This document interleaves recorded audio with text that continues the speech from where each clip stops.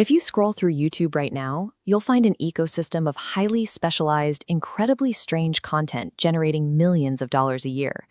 We're talking about a Hindi cartoon featuring an honest potato selling samosas, a Japanese horror urban legend animated specifically for children, and a 100-day zombie survival mod inside Grand Theft Auto 5. Looking at this volume of localized, highly produced content, you would naturally assume there are massive animation studios at work here.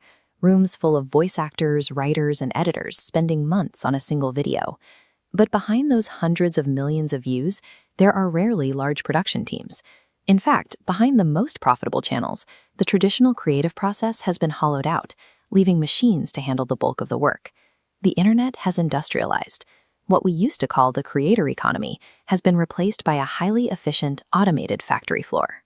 Anonymous operators are chaining specific artificial intelligence tools together to generate reliable, high-volume incomes.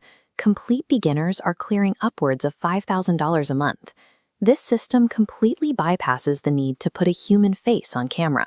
A charismatic personality or a recognizable host is entirely unnecessary. Content creation has become an engineered, mathematical output designed purely to satisfy algorithmic demand. So let's walk onto this digital factory floor. The first step of the assembly line discards original artistic vision in favor of raw data analysis, and a recent 30-day YouTube automation challenge serves as a perfect test case.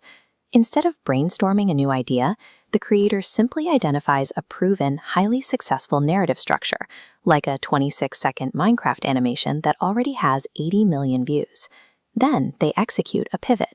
They strip out the Minecraft visuals, keep the exact pacing and audio structure that kept viewers hooked, and map it entirely onto a massive global niche, professional football. To execute this algorithmic pivot, they use top-tier, universally recognized sports stars as raw material. Characters like Lionel Messi bring immediate, built-in audience interest. Then they introduce secondary characters, like Kylian Mbappe, to create instant conflict and contrast within this new niche. Copying the structural blueprint of a viral hit and pasting it into a new demographic is a mathematically safer investment. It entirely removes the guesswork of trying to invent a new format from scratch. Once the blueprint is set, the process moves into the machine processing phase. Here, a specific stack of AI software automates the most difficult cognitive tasks: the research, the drafting, and the world building. It starts with Notebook LLM, an AI that functions as a hyper-intelligent research assistant. It can instantly digest massive PDFs or hours of video transcripts and turn them into actionable insights.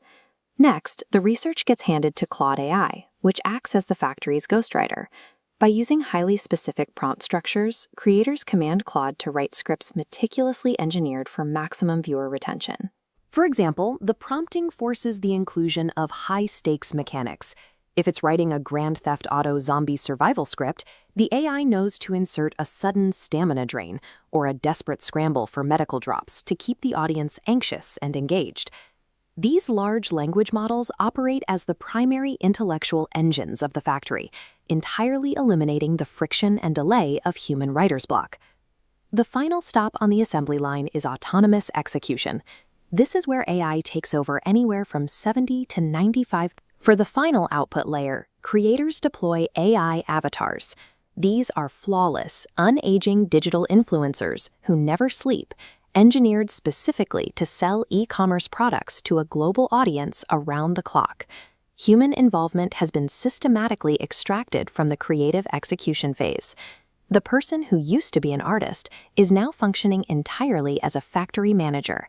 In this ecosystem, the human operator is left with a single, highly specific job: extreme quality control, governed entirely by real-time data. Let's look at a failure scenario on the factory floor. A creator uploads a fully automated video, expecting a massive hit, but it flatlines at exactly 121 views. The manager steps in to diagnose the problem by isolating the variables. They discover a short copyrighted audio snippet that triggered a shadow ban, strip it out, and re-upload the fixed asset. This chart shows the result of fixing that single variable. The analytics start stagnant, but once cleared, the data explodes into an upward curve. That spike compounds. The recommendation engine picks it up, rapidly scaling the video to 1.6 million views in days. Human taste no longer dictates what succeeds. The algorithm is the ultimate judge of quality, and the creator's only job is to obey its mathematical feedback loop. There is a massive macroeconomic consequence to this AI tool stack. The technical skills once required to launch a digital media brand are no longer a wall. With these tools, a single person can operate with the output of an entire studio. Because anyone with a laptop can generate high-quality content instantly and for free, the market value of raw digital creation is rapidly approaching zero. So who actually wins in this economy? The massive financial rewards are no longer flowing to artists. Instead, they are flowing directly to the most ruthlessly efficient system architects. Which brings us to an urgent question about where you fit into this digital industrial revolution. As this software stack grows even more autonomous, you have to decide, are you the one designing the digital assembly line, or are you just another consumer buying its products?